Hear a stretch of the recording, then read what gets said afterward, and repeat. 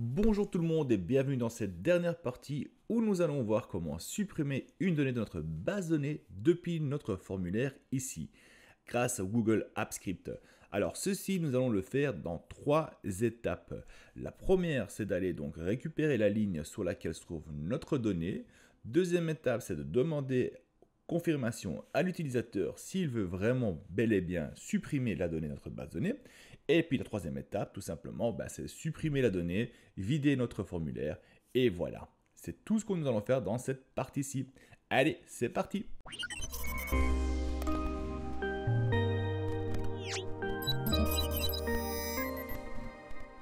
Alors, nous allons commencer par aller dans notre éditeur de code. On va aller dans notre feuille, le Student Util. Et là, donc, j'ai déjà créé la fonction qui va nous permettre de supprimer donc une donnée de notre base de données. Et je vais vous expliquer étape par étape ce que je fais dedans. Tout simplement, donc la fonction s'appelle delete student, qui veut tout simplement dire effacer un étudiant.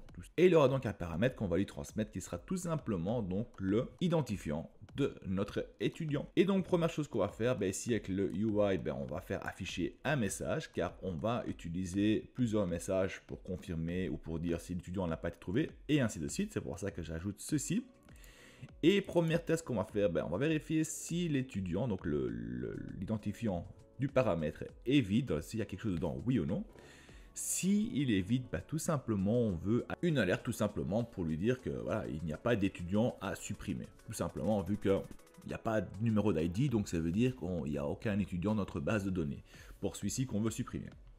Alors, deuxième étape ici, là, on va demander tout simplement donc à notre utilisateur s'il est bien d'accord de vouloir supprimer la donnée de notre base de données. Donc là, on va demander une confirmation. On va demander est-ce que tu es sûr de vouloir supprimer notre étudiant de notre base de données.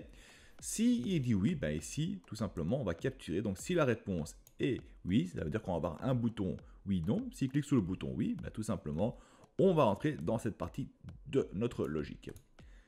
Alors ici, on fait quoi? Tout simplement, on va récupérer le numéro de ligne d'où se trouve l'étudiant avec l'ID transmis. Et quand on va le retrouver, la fonction va récupérer donc la find student by row ID. C'est une fonction qu'on a créée précédemment. On va vite regarder ce qu'elle faisait de nouveau. Et donc on a une fonction qui est tout simplement le find student by row ID qui a comme paramètre aussi le student ID, donc l'étudiant, l'ID de notre record. Qu'est-ce qu'on va faire? On va récupérer toutes les données de notre base de données bien sûr et on va le filtrer selon l'ID transmis, donc faire un find index. Donc il va retourner l'index sur où elle se trouve dans notre liste qui a été retournée ici dedans. Pour rappel, une liste commence toujours par 0, donc on doit l'incrémenter de 1 pour avoir la bonne ligne. Et voilà ce qu'on fait, et ce qu'on va retourner donc ici dans notre variable. Alors une fois qu'on a notre numéro de ligne, on va vérifier si le numéro de ligne à supprimer est plus petit que 2. Très important. Car si il retourne la première ligne, c'est tout simplement, là on va supprimer le titre de notre tableau. Ça veut dire tout l'entête de notre tableau sera parti. Et ça, on ne veut pas. Si c'est 0, tout simplement, ça veut dire que l'étudiant n'a pas été trouvé. Donc il n'y a pas une entrée pour cet étudiant-là dans notre base de données. Tout simplement. Alors, quand c'est 2 ou 3 ou 4 ou 5, ça veut dire qu'il a été trouvé. Donc on retrouve bel et bien l'étudiant dans notre base de données et on a donc sa ligne à supprimer. Donc ici, qu'est-ce qu'on va faire?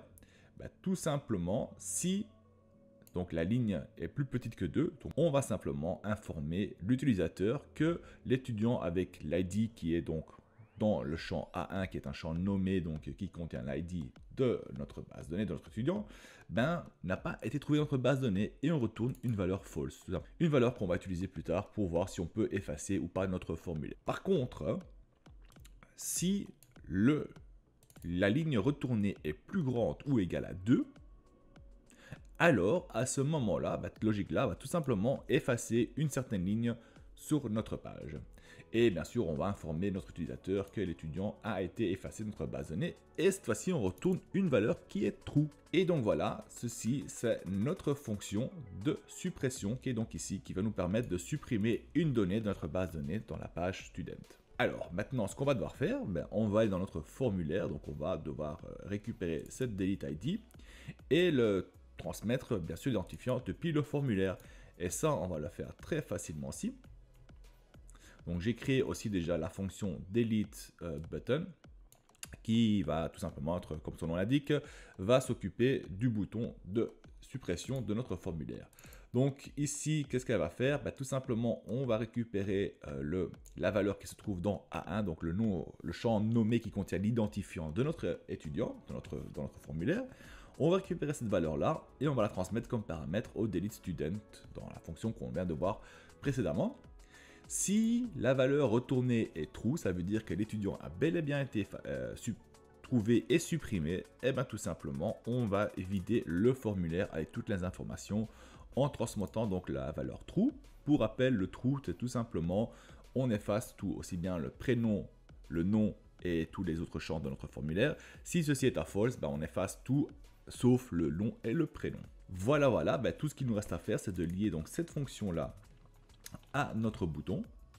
Donc je vais venir ici, on va venir là, on va assigner le script. Ici, on va ajouter notre bouton, on va faire OK.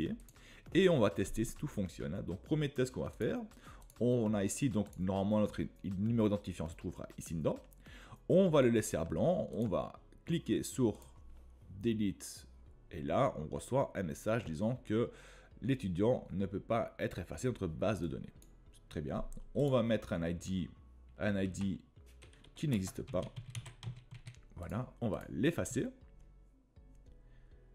Il va nous demander si on veut bel et bien effacer l'étudiant qui contient l'ID 45245. Je vais dire oui.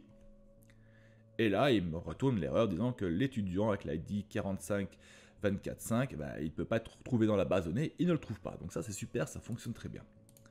Dorénavant, on va retrouver tout simplement un étudiant existant. Donc je vais rechercher l'étudiant. On va prendre Daniel de rien, c'est plus facile. Donc ici, je fais Daniel de rien. Voilà, on va d'abord le rechercher. Les informations vont s'afficher, comme on peut voir. On a le numéro d'identifiant ici au-dessus. On va essayer de l'effacer. Voilà, il va nous demander est-ce qu'on veut l'effacer. D'abord, je vais faire un nom. On fait non, et là, je ne veux pas que l'étudiant soit effacé. Donc cet étudiant-là doit rester dans notre base de données. On va vérifier. Il est bel et bien encore là, super. Cette fois-ci, on va dire qu'on veut l'effacer. On dit oui. Là, il s'est fait supprimer notre base de données. On a le message qui dit Student is deleted from the database. Super. Et là, tout simplement, il est parti. Il n'est plus là.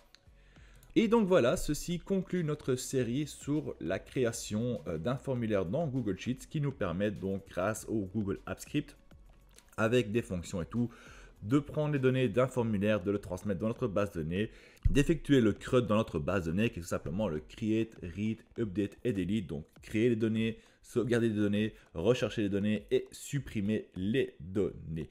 Voilà. J'espère que cette série vous a plu. Si vous avez des questions ou d'autres suggestions, ou peut-être même des améliorations, faites-le moi savoir dans les commentaires. Je serai ravi de les lire et pourquoi pas en discuter avec vous et créer des nouvelles vidéos sur ce sujet-là. D'ici là, je vous souhaite simplement une bonne fin de journée et on se retrouve sur une prochaine vidéo. Allez, salut tout le monde!